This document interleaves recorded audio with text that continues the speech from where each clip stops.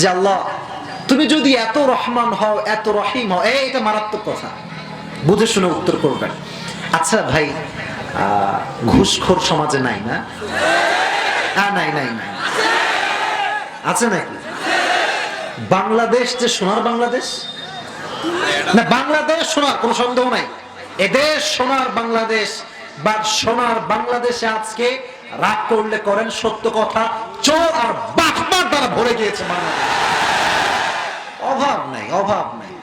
অফিসে বলেন, যেখানেই যান, এই যে যুবকেরা এসেছে, যখন দেখবেন বিসিএস ক্যাডার হয়ে যাবে, সিভি, স্যার এটা আমার সিভি, চাকরি দেন। তাই নাকি? চাকরি লাগবে? তোমার কি মামা খালু আছে? এত আস্তে ঠিক বললেন আপনারা। তো যুবক বলে যে sir I am really sorry, মামা খালু কিছু নাই। पहले माल निकालो फिर देखेंगे क्या होता है। টাকা, টাকা আছে যেখানে অযোগ্য অযোগ্যতার চেয়ারে বসে যায়, ঠিক না বলে? টাকার খেলা বাংলাদেশে। তো অনেক অফিসার আছে অনেক ভালো, যারা সুদ খায় না, ঘুষ খায় না। অনেক মানুষ ভালো আছে বলেই তো আমাদের দেশটা আজও টিকে আছে, ঠিক না বলে? তো যেইটা প্রশ্ন করতে চাই আপনাদের কাছে সেটা হচ্ছে এই, দেখবেন যে ঘুষখোর তার গালগুলো টপ্পা টপ্পা হয় আর ভুঁড়িগুলো মোটা মোটা হয়, হয় না? হয় না? হয় না? এত জোশ না, আগে বললেই হবে, এত জোশ লাগবে না। তো দেখবেন সুদখোরের গাল হচ্ছে মোটা মোটা, পাঁচ ওয়াক্ত নামাজি যুবক যার বাপের টাকা পয়সা নাই, রিক্সা চালিয়ে খায়, দেখবেন বডিটা হচ্ছে স্লিম বডি, সুন্দর সুঠাম দেহের অধিকারী। তো এখন প্রশ্ন হতে পারে, হুজুর সুদখোরের ভুঁড়ি এত মোটা আর আমরা হালাল খাই, আমাদের ভুঁড়ি সুন্দর কেন, এত চিকন কেন? প্রশ্ন আছে না নাই? মনে রাখবেন যুবক ভাইয়ার। আচ্ছা মনে করেন এই ঠাকুরগাঁও আমরা যেখানে বসে আছি, আপনাদের বাজারের নাম কি? রাতরঘাট।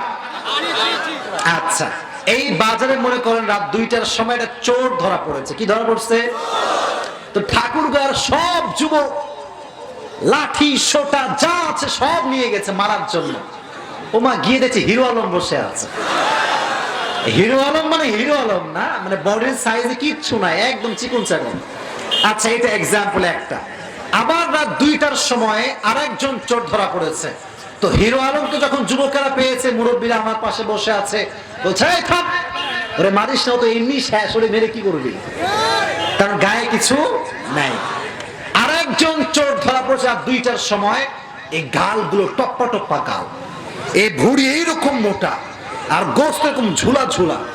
দেখবেন বাচ্চাগুলো আছে না, বাচ্চাগুলো ওরাও গিয়ে কি রে তুই বাচ্চা মানুষ মারিস কেন? বলবে যত গায়ে গোস্ত বেশি, ভুঁড়ি বেশি, মাইরা তত মজা বেশি। আল্লাহ বলছে বান্দা আমি যে রহমান তার প্রমাণ দেয়, আমি যে ভুঁড়ি দিয়েছি ওকে এই জন্য জাহান্নামের আগুনে পোড়াতে হবে, বডি সাইজ লাগবে, তো পাটখড়ি পোড়ায় তো কোনো মজা পাওয়া যাবে না, ঠিক না বলে? যেহেতু আমি আমার নেক বান্দার উপর রহমান, তাই না তাকে বডি সাইজ সুন্দর দিয়েছি এবং বুঝিয়েছি উইদ্দাত লিল মুত্তাকিন, তুই তাকওয়া নিয়ে মরলে আমি আল্লাহ তোকে নিজেই জান্নাত দিয়ে দিব। সুবহানাল্লাহ পড়া। এজন্য যুবক ভাইরা, যদি টাকা পয়সা কখনো কম হয় বেশি হয়, ডাজন্ট ম্যাটার। ওয়ামান ইয়াতাওয়াক্কাল আলাল্লাহি ফাহুয়া হাসবু, যে ব্যক্তি আল্লাহর উপরে ভরসা করে আল্লাহ একাই তার জন্য যথেষ্ট হয়ে যায়। সুবহানাল্লাহ পড়া। তাহলে সবচাইতে দয়াময়, সবচাইতে মায়াময় একজন তিনি কে? সবচাইতে মায়াময় প্রভু একজন তিনি কে? মাশাআল্লাহ, এটা হচ্ছে আর রহমান। এবং আল্লাহ তাআলা এবার নিজেই পরিচয় দিচ্ছেন তার সেকেন্ড আয়াতে, আল্লামাল কোরআন।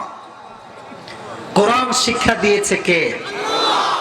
একটা কথা মুরব্বীরা আমার বুঝবেন ভালো করে, একটা সময় ছিল যখন ফজরের নামাজের পরে মক্তবে মাইক দিয়ে ডাকা হতো, মক্তবের ছাত্র ছাত্রীরা কে কোথায় আছো, কোরআন পড়তে চলে আসো। আর আজকালকার সময়টা পরিবর্তন হয়ে গিয়েছে, দোকানঘাট ওপেন করার সময় ডিজে গান বাজিয়ে ওপেন করা হয়। কতটা নির্লজ্জ বেহায়া জাতি আমরা। এবং আজকাল তো মাশাআল্লাহ দোকান, শোরুম, স্বর্ণের শোরুম উদ্বোধন করবার জন্য প্রতি তাকে ভাড়া করে নিয়ে যাওয়া হয়। ছি ছি ছি ছি, বাংলাদেশ কোথায়? আপনি একজন আলেমকে নিয়ে যান, টাকা পয়সা দেওয়া লাগবে না, আপনাকে ফ্রি ফ্রি দোয়া করে দিবে, আপনার দোকানে বরকত দ্বারা ভরপুর হয়ে যাবে। আর পড়তে নিয়ে যাবেন, আপনার দোকানে বরকত থাকলেও আল্লাহ উঠিয়ে দিবে। ঠিক না বাবা? আল্লামাল কোরআন খায়রুকুম মান তাআল্লামাল কোরআন ওয়া আল্লামা। তোমাদের মাঝে সর্বোত্তম ব্যক্তি হচ্ছে ওই ব্যক্তি যে নিজে কোরআন শেখে এবং অন্যকে কোরআন শিক্ষা দেয়। সুবহানাল্লাহ।